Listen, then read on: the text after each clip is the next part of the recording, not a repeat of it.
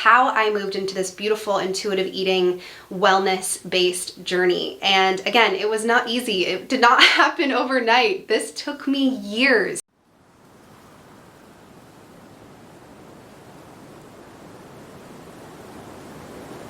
Hey friends, what's up and welcome back to my channel. I am so happy that you're here for today's video. If you're brand new here, hello and welcome. My name is Courtney. I make videos all around health, wellness, personal development, all that fun, healthy living stuff. So make sure you subscribe if that's your vibe. But today I wanted to talk very quickly about my journey to intuitive eating. Now, I'm not going to sit here and tell you that this was an easy journey or that there are 3 steps that you can take to becoming an intuitive eater, or that because this worked for me, this is what's going to work for you. I just wanted to take a second, have my last sip of coffee with you, and talk about how I got to this place of being able to fuel my body intuitively, how to stay lean and healthy without going on this crazy yo-yo dieting of losing weight, gaining weight, losing weight, gaining weight, because that's what the first 10 years of my journey looked like. And you know, I started my health and wellness journey when I was like 13 years old. I had no idea what I was doing. I was looking up things on Google, on Pinterest, on YouTube. I was following super unqualified people who had no credentials at all, and I was taking what they were doing and I was implementing it. I was basically copy and pasting what they said. For the first maybe 10 years of my fitness journey, my fitness and wellness journey, I was restricting myself. I was not eating carbohydrates. I was afraid to eat fruit. I thought I had to track every single calorie. I came at it with this extreme mindset and I had never felt worse. I was pretty much not able to lose any weight at all. I felt incredibly puffy and bloated and inflamed. I felt like no matter what I did, I could not get the result that I wanted. And the result was just to feel happy and confident and healthy in my body. But because I was following all of these extremes, because I was following these rigid, strict rules around health and wellness, I felt awful. It wasn't until I studied exercise science in college, I got a concentration in health and wellness, and then once I graduated, I became a certified personal trainer. And ever since then, I have been obsessed with studying what makes up a healthy lifestyle, what motivates human beings, what keeps people consistent, what goes into creating healthy habits, what goes into feeling motivated, how to fuel your body, how to move your body. And since studying what I've studied, I have gotten to this beautiful place where I feel healthy, I feel lean, I feel energized, I feel glowy and radiant, I feel toned.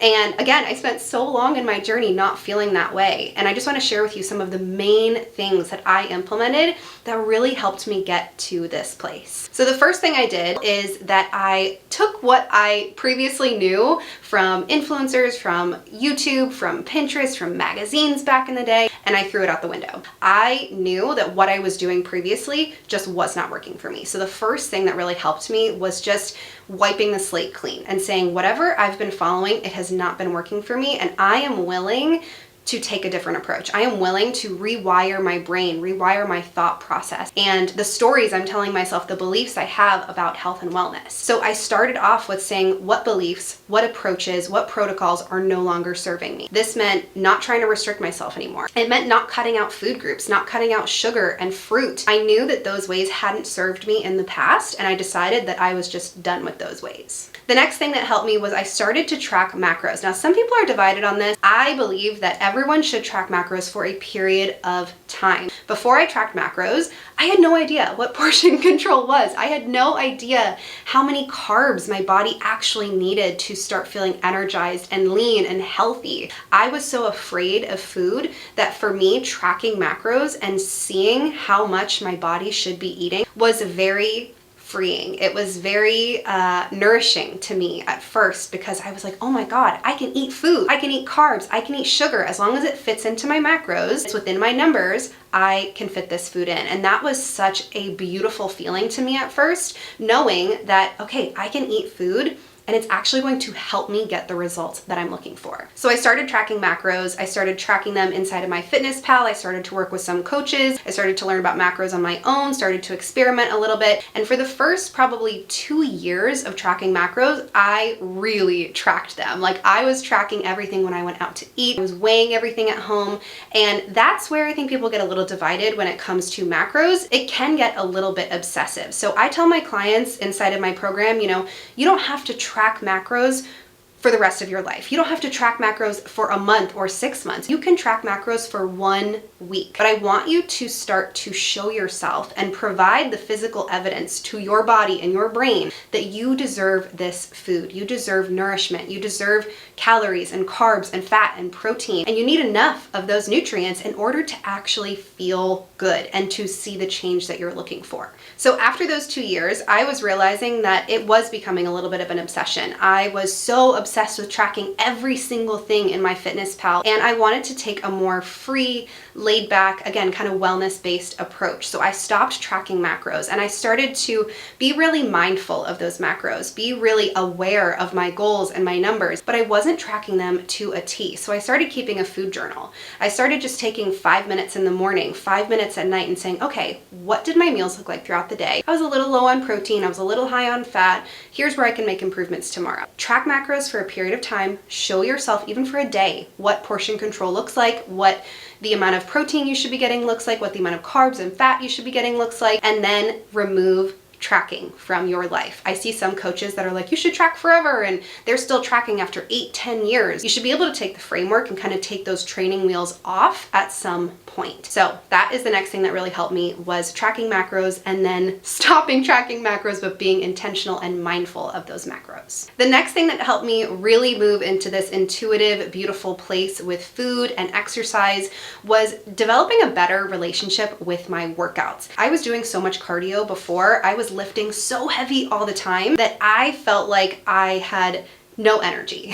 And that affected how I was eating, how I was feeling, how my skin was, how my bloating was, how my digestion was. So for me, I really took a more laid back approach when it comes to exercise. I started taking more rest days. I started doing more long walks. I started doing more yoga and stretching and mobility work. And what I found was this really helped me just, again, take on a different perspective and different thought process when it comes to health and wellness and my nutrition. Because again, I was moving away from this extreme mindset that I had to go balls to the wall, or I had to be tracking, or I had to be working out super hard. I had this mind-blowing realization that wellness is self-love.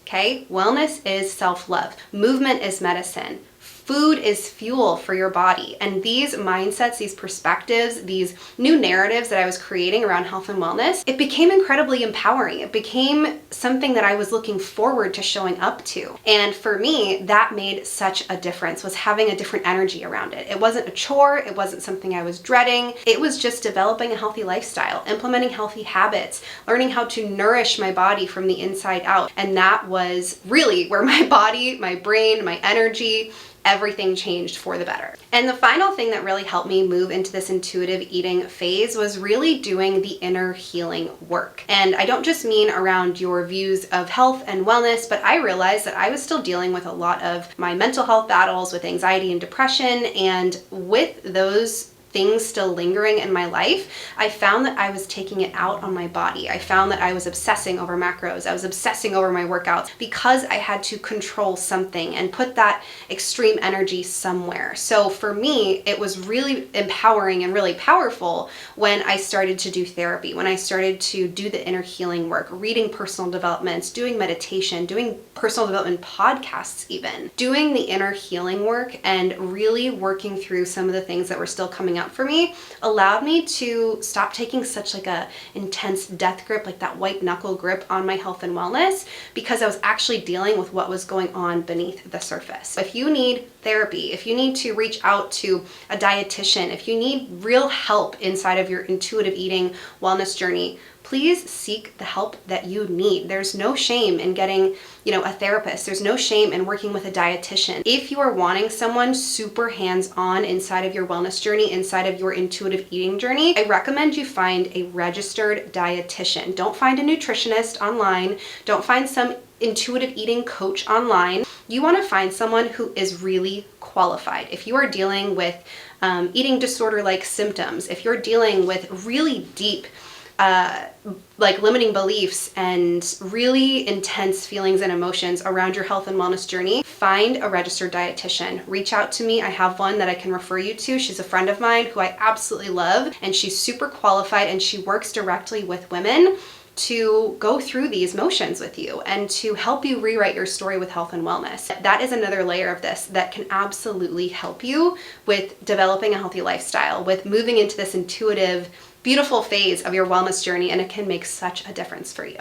So I hope that you enjoyed this video. This is just a very tiny little blurb on, how I moved into this beautiful intuitive eating, wellness-based journey. And again, it was not easy. It did not happen overnight. This took me years to implement some of the things that we are talking about. And really, for me, it was all around changing my mindset, changing my thoughts and my stories and how I was speaking about health and wellness. I love you guys. I hope that you found this helpful. If you did, be sure to give this video a thumbs up and make sure you subscribe to this channel for videos every Sunday and Thursday. And that's all I got for today. I love you guys so much. I'll see you in the next one. Bye.